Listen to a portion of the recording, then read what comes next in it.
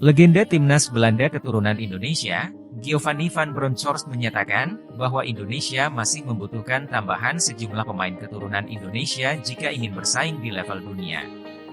Kebutuhan ini menurutnya sejalan dengan kebutuhan jangka panjang skuad Garuda. Hal ini disampaikan mantan pemain timnas Belanda keturunan Maluku usai memimpin timnya, Rangers FC di Liga 2 Skotlandia.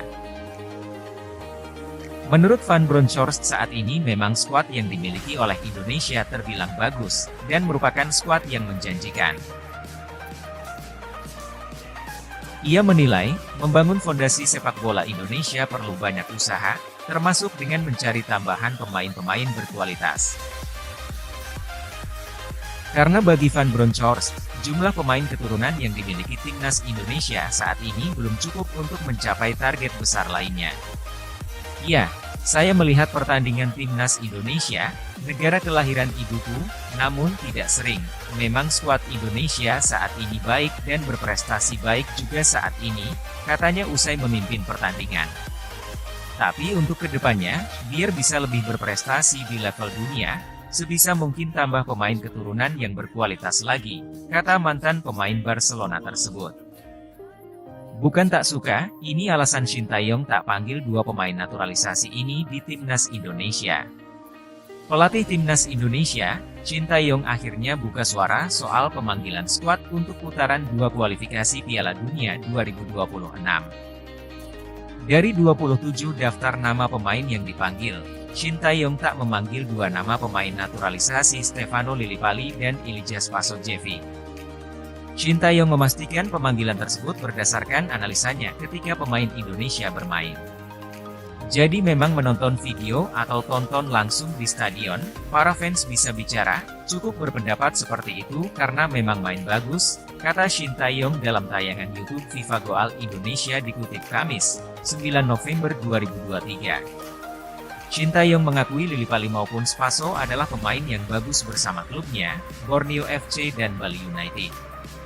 Saya bukan tidak panggil Spaso dan Lillipali, mereka pemain baik, tapi saya tegaskan standar saya bukan AFF tapi AFC, kata Shin Tae-yong. Untuk itu pelatih asal Korea Selatan ini memanggil pemain yang secara usia masih muda dibandingkan dengan Spaso. Selain itu, Shin Tae-yong sadar bahwa lawan-lawan Garuda adalah tim yang memiliki kekuatan 2-3 kali lipat dibanding Indonesia. Spaso sudah tidak muda lagi. Jadi saya cari pemain baru jadi dia tidak dipanggil, dan persiapan bukan persiapan liga, tapi persiapan melawan tim-tim yang lebih kuat dari kita 2-3 kali lipat, kata Shin Tae-yong. Jadi standarnya seperti itu kalau lawannya negara ini bisa bersaing atau tidak, kata Shin Tae-yong. Mantan pelatih timnas Korea Selatan ini pun sebenarnya menaruh perhatian khusus bagi Lillipali, namun Shin harus mengorbankan Lillipali demi sepak bola Indonesia. Shin berharap publik tahu bahwa pemanggilan pemain ini tidak dilihat dari salah satu sisi saja seperti permainan apik di liga, tapi juga kebutuhan tim itu sendiri. Bukan rasa benci atau tidak senang dengan pemain, jadi pemanggilan pemain ini bukan seperti pakai kacamata kuda, kata Shin Tae-yong. Profil Daesaun Redan, striker keturunan yang mungkin dinaturalisasi untuk bela timnas Indonesia. Nama penyerang keturunan Belanda, Daesaun Redan yang tengah jadi sorotan publik. Pasalnya ia dikabarkan jadi pemain yang akan dinaturalisasi selanjutnya oleh PSSI. Sebelumnya, Ketum PSSI Erick Thohir menyatakan pihaknya akan menaturalisasi dua pemain berposisi sebagai gelandang dan striker. Sosok Daesaun Redan kemudian jadi striker mungkin bisa jadi sebagai pemain naturalisasi berikutnya. Ada dua nama lagi yang kita bicarakan, satu penyerang dan satu pemain tengah, tunggu dulu tapi, saya tidak bisa bocorin sebelum kesepakatan, kita usahakan bisa main di Piala Asia semua, ungkap Erick Thohir.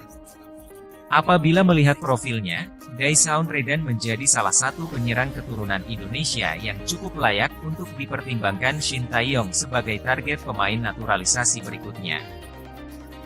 Daesaun Redan merupakan pesepak bola asal Belanda yang berposisi sebagai penyerang. Ia lahir pada 2 Februari 2001 di Amsterdam, Belanda. Reden melakukan debut profesionalnya untuk Hertha BSC di Bundesliga pada 25 Agustus 2019, masuk sebagai pemain pengganti Salomon Kalou di menit ke-70 pertandingan kandang melawan VfL Wolfsburg. Pada jendela transfer Januari 2020, ia dipinjamkan ke klub Eredivisie Belanda FC Groningen selama 6 bulan. Pada 31 Agustus 2021, ia dipinjamkan musim ini oleh PEC Zwolle.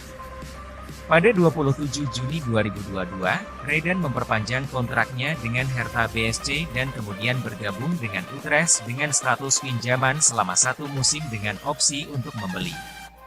Pada 31 Januari 2023, Reden menandatangani kontrak berdurasi 3,5 tahun dengan Venezia di Italia. Ia hanya tampil untuk skuad U19 pada paruh kedua musim 2022-23. Pada 21 Juli 2023, dia dipinjamkan ke Triestina. Erick Thohir tak bisa menjamin proses pemain naturalisasi selesai sebelum Piala Asia 2023. Ketua Umum PSSI, Erick Thohir, memberikan kabar tak menyenangkan soal proses naturalisasi Justin Hubner hingga Nathan Choeaon. Seperti diketahui, beberapa waktu lalu Erick Thohir memang telah mengungkapkan ada 3 pemain yang berada dalam tahap akhir proses naturalisasi. 3 pemain yang dinaturalisasi tersebut adalah Justin Hubner, Wolverhampton Wanderers U21, Jay Itzes, Venezia FC, dan Nathan Choeaon, Swansea City FC. Oh, tidak bisa menjamin naturalisasi selesai sebelum Piala Asia, karena soal itu ada prosesnya, ujar Erick Thohir. Dendi mengaku ingin pukul Doan van Hau, tapi teringat nasib timnas Indonesia. Striker timnas Indonesia, Dendi Sulistiawan belak-belakan sempat ingin memukul bek Vietnam, Doan van Hau. Momen ini terjadi saat semifinal leg pertama Piala AFF 2022 ketika timnas Indonesia menjamu Vietnam di Stadion Utama Gelora Bung Karno, SUGBK.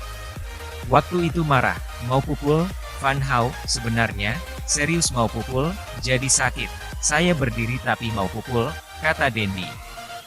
Cuma seketika langsung terlintas kalau saya pukul kartu merah nanti, nggak bisa ini, malah bisa kalah lawan Vietnam. Apalagi kita kan, bermain, home waktu itu, serius sakit, cuma saya langsung berdiri memang emosi, ujar Dendi. Dia kan pakai kaki 2, tekelnya. Sudah mau tak pukul, anak-anak masuk semua, terus saya udahlah, gak jadi mukul, tambahnya.